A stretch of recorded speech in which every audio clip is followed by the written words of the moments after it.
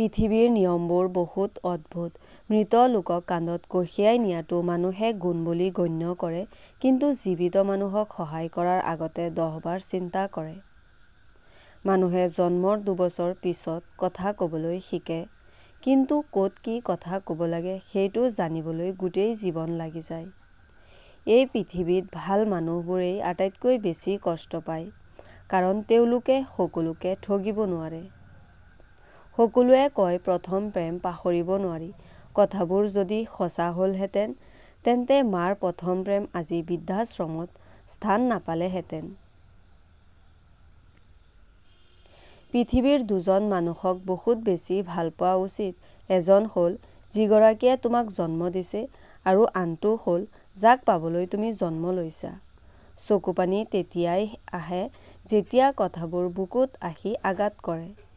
ভাল মানুহৰ সংস্পৰ্শত থাকা। তোমাৰ বুদ্ধি নাথাকিলেও তেওঁলোকে সময়মতে তোমাক সৎ পৰামৰ্শ দিব। আৰু বেয়া মানুহৰ সংস্পৰ্শত থাকিলে তেওঁলোকে তোমাক আৰু বেয়া বনাই দিব। জীৱনত বিফলতা আহিবই, সেইবাবে জীৱনত কেতিয়াও হাৰ নামানিবা।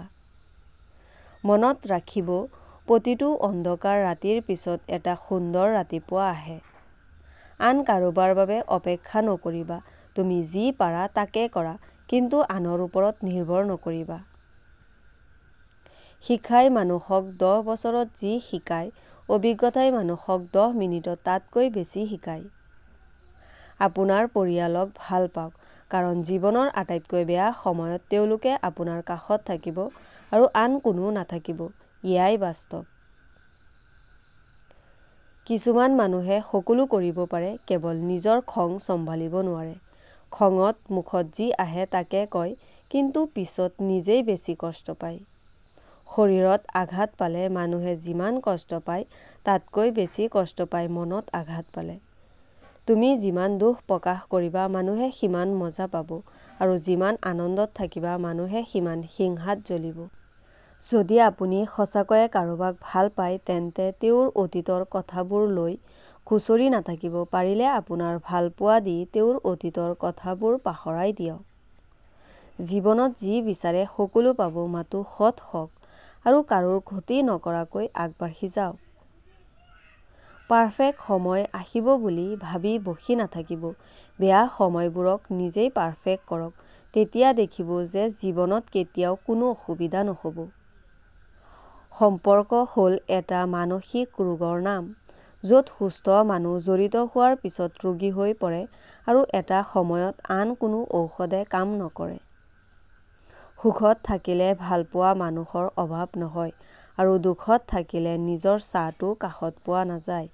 দূৰৰ পৰা মানুহক চিনি পোৱাটো সহজ, কিন্তু ভিতৰৰ পৰা চিনি পোৱাটো অতি কঠিন।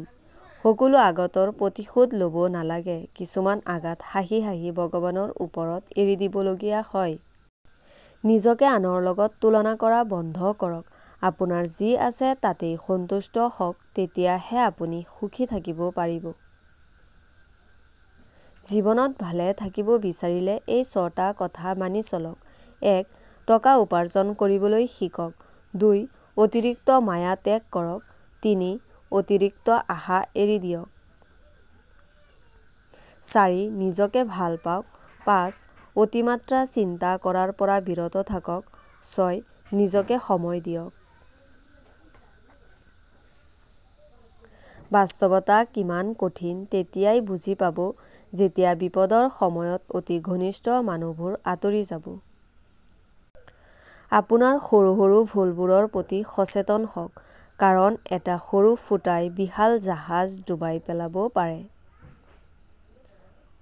আৰ্তজনৰ অভাৱ দূৰ কৰিব পাৰি, কিন্তু লোভী মানুহৰ অভাৱ জীৱনতো দূৰ কৰিব নোৱাৰি। জীৱনত কষ্ট দিয়া মানুহ বিচাৰি পাইছো, কিন্তু কষ্ট বুজি পোৱা মানুহ এতিয়াও পোৱা নাই। সময় কাৰোৰ বাবে ৰৈ নাথাকে, গতিকে সময়ৰ লগত নিজকে খাপ খুৱাবলৈ শিকক।